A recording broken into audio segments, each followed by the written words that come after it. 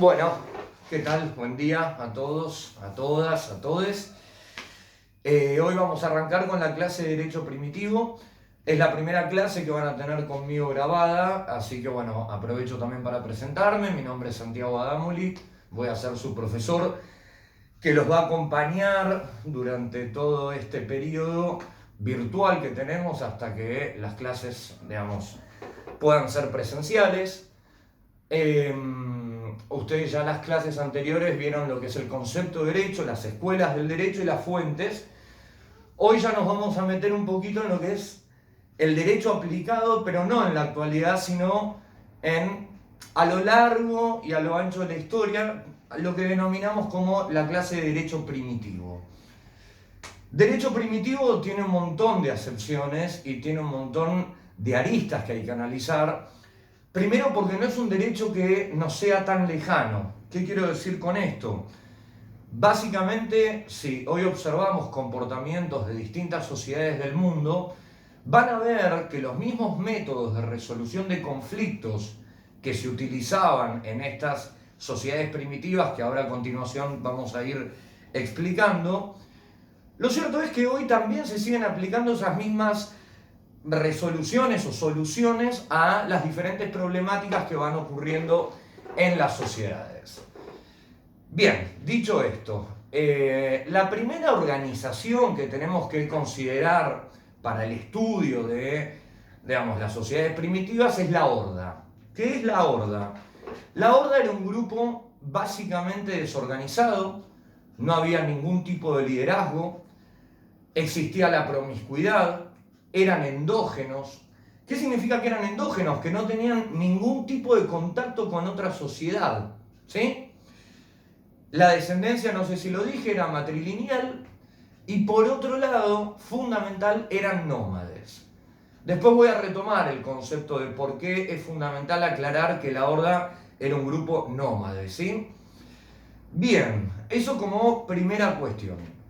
Después las sociedades evolucionan y nos vamos a encontrar con el segundo grupo, que es el clan totémico. De similares características a la horda, digamos, no era una sociedad plenamente organizada, digamos, existía la exogamia, eso sí es un punto diferente con respecto a la horda, pero lo que hace distinto a esta forma de organización es que si bien no hay lazos de parentesco y no hay liderazgos humanos, sí empieza a haber una adoración hacia un ser inanimado, digamos, o vegetal, que va a ser el famoso tótem, ¿sí? Esa es la gran diferencia. Aparece un liderazgo, ¿sí? La sociedad se reúne detrás del tótem. El tótem, digamos, viene a ser un factor de unificación, lo cual se considera que es un grado más avanzado de la vida social. Ahora bien, dicho esto, tampoco es que el grado de evolución ha llevado a, digamos, que las conductas humanas se regulen como hoy podemos encontrar en diversos códigos del mundo y demás.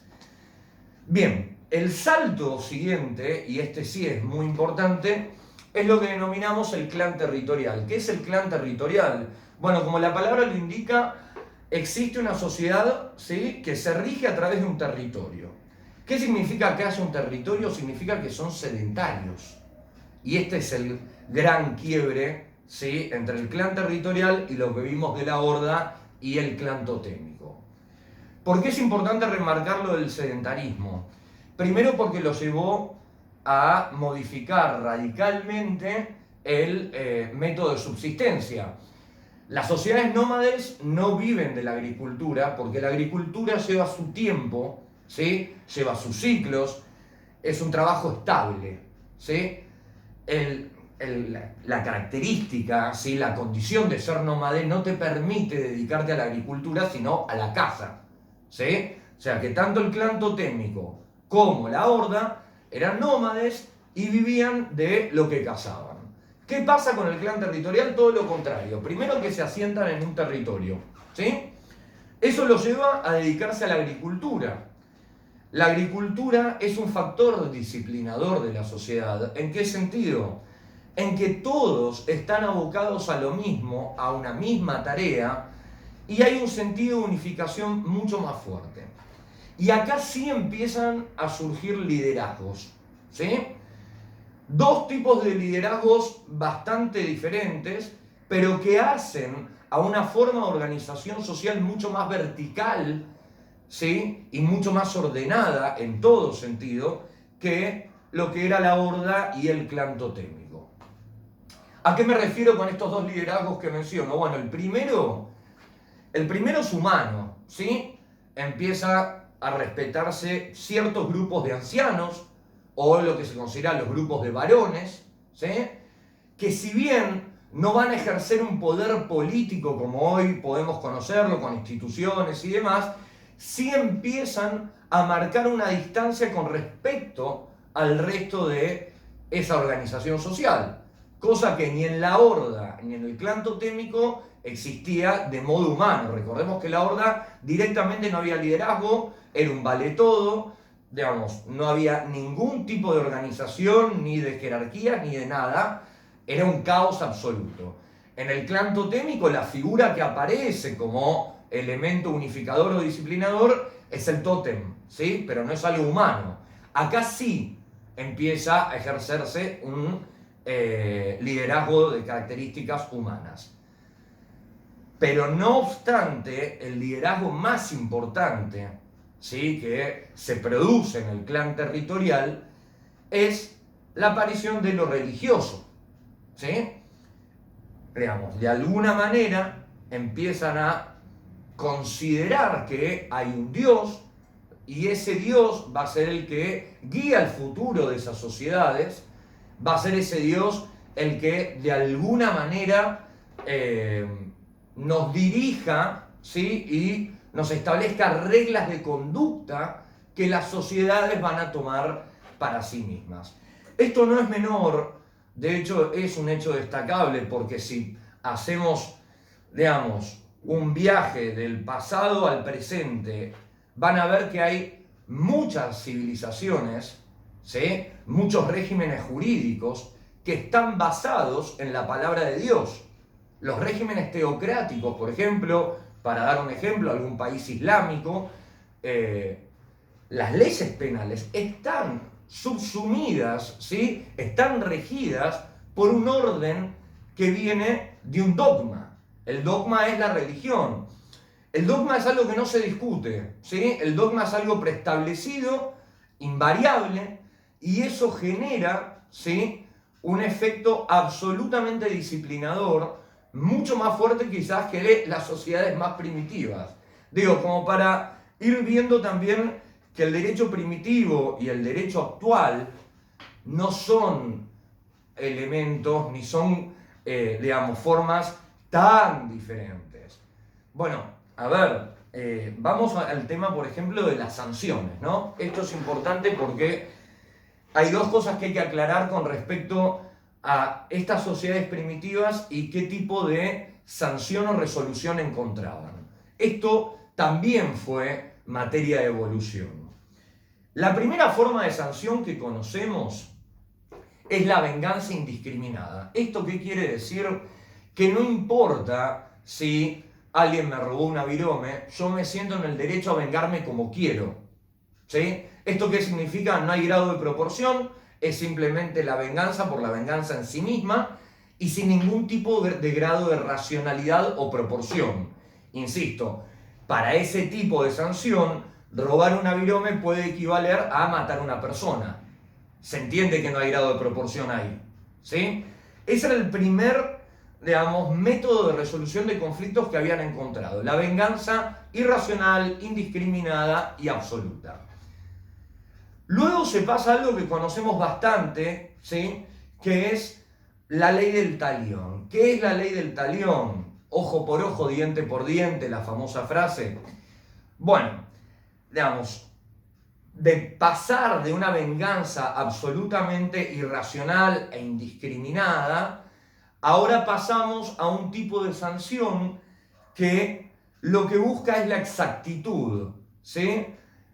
Digamos, el que robó con una mano, cortarle una mano. Esto se aplica en algunos regímenes jurídicos actuales, no es novedoso. Y después, ¿sí?, llegamos a la última etapa, que es la composición, donde ahí hay una suerte de proporción entre la conducta y la pena. Varias cuestiones para aclarar con respecto a esto. En primer lugar, por lo que están escuchando, y si leyeron el texto, igual después lo vamos a discutir cuando hagamos la clase por Zoom, pero acá lo que tienen que tener en cuenta fundamentalmente es que si buscamos una de las ramas del derecho que aparece presente, ¿sí?, en estas sociedades, es la ley penal, la conducta penal. De lo civil no se habla nada. ¿Qué quiero decir? No estamos viendo el tema propiedad, no estamos viendo el derecho civil per se, como pueden ser lo contractual, lo familiar, etc. Acá únicamente estamos analizando el derecho penal. Para eso también es importante explicarles que la fuente jurídica utilizada por las sociedades primitivas era la costumbre, ¿sí?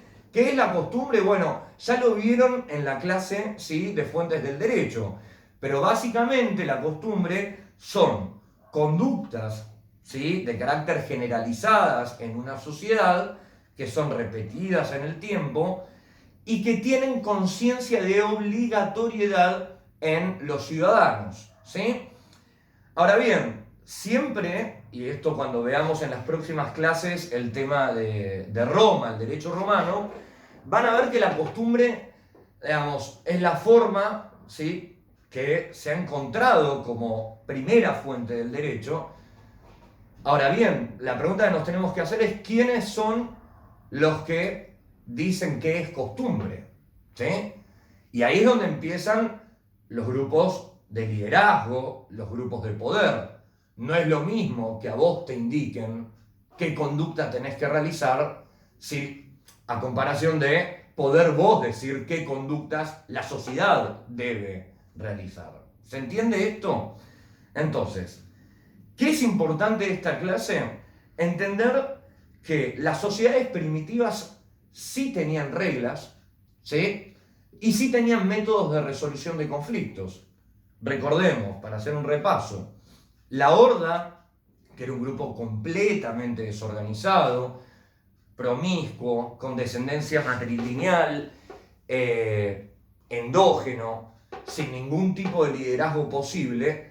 Lo cierto es que en ese grupo primitivo, ahí se aplicaba la venganza irracional como método de resolución de conflictos, ¿sí?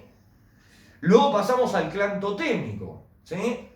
Recordemos, una sociedad también bastante desorganizada, pero sin lazos, digamos, familiares y demás, sin esa sensación o ese sentimiento de pertenencia a un grupo, a excepción de la adoración a un tótem, ¿sí?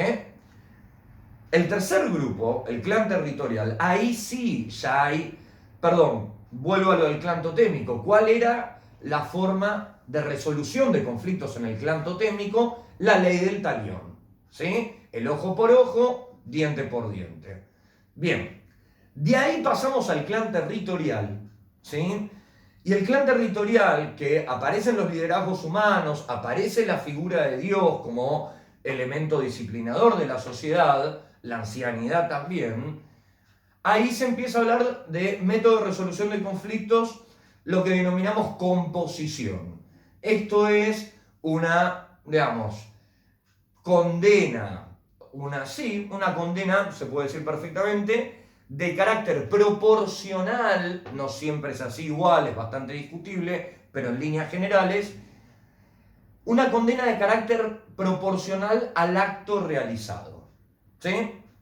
Ahora bien, en esta clase, que digamos, al ser virtual es un poco más cortada que lo que suele ser cuando lo podemos hacer de forma presencial, porque yo una de las cosas que siempre les pregunto al inicio de esta clase es si ustedes creen que vivimos con características primitivas en materia de organización social y en materia de derecho, ¿no? Digo, cuando vemos los linchamientos, los ataques en manada, no sé, hay millones de casos que se pueden mencionar. Digo, estamos tan lejos de esas sociedades que las analizamos como un factor histórico y nada tienen que ver con la realidad, o podemos encontrar numerosos y cuantiosos elementos en el diario, en la vida diaria, en el día a día, que forman parte, ¿sí?, de la venganza, de la ley del talión. Insisto, hay sociedades hoy, año 2020, que aplican la ley del talión, regímenes teocráticos. Bueno, a ver, y esto también dispara otro tema que es bastante discutido y bastante polémico siempre, que es el tema de la pena de muerte. Porque la pena de muerte, digamos, si lo analizamos como método de resolución a un conflicto en el cual se dio un asesinato, un homicidio, sería la ley del talión. Y eso no nos tenemos que ir a regímenes teocráticos. En muchos países del mundo, la pena de muerte está consagrada normativamente. O sea, ya ni siquiera como costumbre. Bueno, ese es el planteo que nos tenemos que hacer como alumnos de Derecho, en el sentido de si efectivamente el grado de evolución, el grado de consagración normativa que hemos tenido y seguimos teniendo, nos alejó definitivamente de ese método de resolución de conflictos de las sociedades primitivas, o seguimos teniendo vestigios y características similares a esas sociedades primitivas a las cuales he hecho referencia. Ese es el planteo que yo quiero dejarles para que discutamos en la clase de Zoom y que cada uno de ustedes pueda traer algún ejemplo, si es que les parece así, de alguna conducta primitiva que ustedes puedan observar en nuestra sociedad de hoy, en la sociedad de la República Argentina, en el año 2020, etc. ¿Sí? Yo sí les adelanto que creo que todavía siguen existiendo conductas muy similares a las que hemos previamente analizado cuando empezamos a destacar las características de estos grupos y su método de resolución de conflictos. Evidentemente, veo, por ejemplo, cuando por un robo a un chico o lo que, digamos, o la edad que tenga, van 15 a pegarle, a matarlo, a robarle. Los ataques en manada, ¿sí?, los linchamientos, sí creo que son formas primitivas, ¿sí?, que están íntimamente ligadas con la ley del talión y con la venganza irracional. Y, digamos, nosotros en la República Argentina vivimos en un Estado de Derecho, ¿sí?, con plena división de poderes, donde uno de los poderes, el que tiene la responsabilidad de ser guardián de los preceptos establecidos en la Constitución Nacional y en los pactos internacionales de derechos humanos que a partir de 1994 han adquirido jerarquía constitucional, terminando así una discusión histórica acerca de si el derecho local o el derecho internacional podían coexistir o no, la famosa discusión entre monistas y dualistas. Quiero decir que evidentemente, volviendo al tema de la pena de muerte, la Argentina en su consagración normativa ha adoptado el Pacto de San José de Costa Rica, ¿sí? Con lo cual, muchas veces, desde algunos medios o algunos periodistas o algunas voces, lo primero que se reclama ante un hecho que conmueve a la sociedad es la instalación de la pena de muerte. Entonces, no veamos, ¿sí?, como algo tan alejado el estudio de las sociedades primitivas ni su método de resolución de conflictos, porque todavía esos bienes jurídicos siguen en pugna. Hay mucha gente, no mucha quizás, pero se ha escuchado el tema de instalar la pena de muerte. ¿Qué es la pena de muerte? La pena de muerte, evidentemente, ante un caso de asesinato, no es nada más ni nada menos que la ley del talión. Vos mataste, ahora te mato. Bueno, Esa es la discusión que yo quiero traer al curso. Esa es la discusión que quiero que empecemos a dar como alumnos de Derecho, porque el día de mañana ustedes, digamos, van a obtener su título, van a litigar, van a ser jueces, juezas, digamos, van a formar parte de un grupo reducido de esta sociedad que va a conocer las leyes en profundidad, y eso les da una ventaja enorme, pero también una responsabilidad gigante, en el sentido de ser extremadamente cuidadosos, ¿sí?, a la hora de volvernos primitivos. Este es el mensaje que siempre doy en mi clase de Derecho Primitivo. Digo, más allá de lo histórico, que lo tienen que saber, las características de cada sociedad las tienen que saber, y su método de resolución de conflictos, el planteo es más amplio.